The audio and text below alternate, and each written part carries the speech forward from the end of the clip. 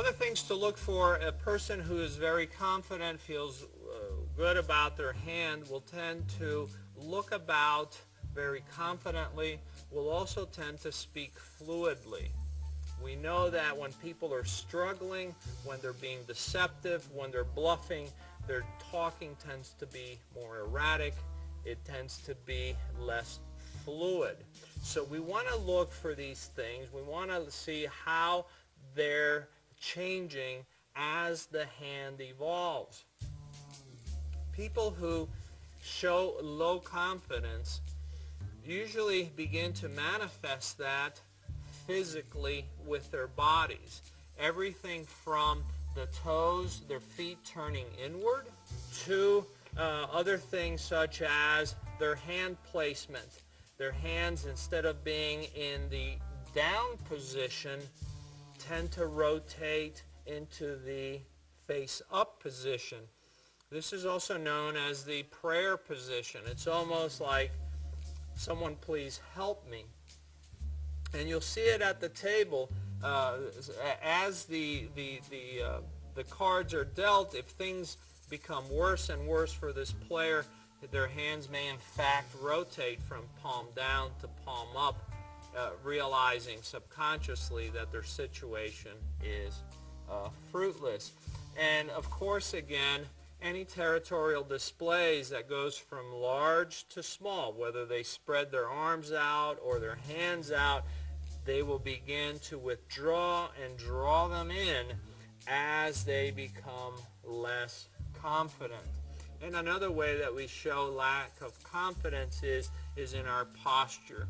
When we are very confident, our posture is high, our chest is high. As we become less confident, we tend to withdraw and get smaller and smaller, some people even curling up. As we go through this process of going from high confidence to low confidence, the other thing that you'll notice is people will begin to exhibit a lot more of these pacifying behaviors. They may hyperventilate. You may see them going, or you may see them, in fact, massaging their face or massaging their forehead, indicative of lacking confidence.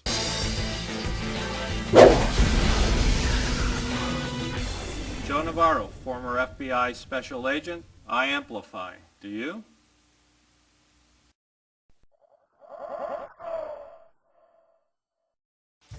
All behavior must be put in context. Context is important.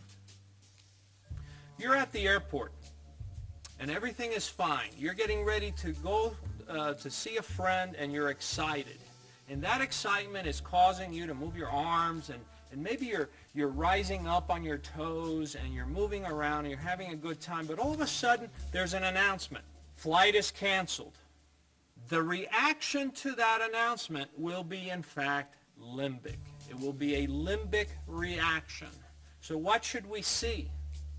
We should see what in poker we call negative tells. We should see things like lip biting. We should see lip licking. The person is licking their lips because they are under stress. What is the stress? The canceled flight. So in context, we should see somebody stressing over a canceled flight. Now, what about the table? Well, at the table, as the community cards unfold, what the person may realize is that in the beginning, they had a good hand. But now it's a marginal hand and it's headed towards a miserable hand, a rag hand. And so what you'll begin to see, just as in the airport, is the lip biting, the sucking of the lips, the licking of the lips, even the disappearing of the lips, where the person is so stressed that the lips literally disappear. And in context, we can see these are high stress indicators. This person in context, as a result of what just transpired here at the table, is bothered by what happened.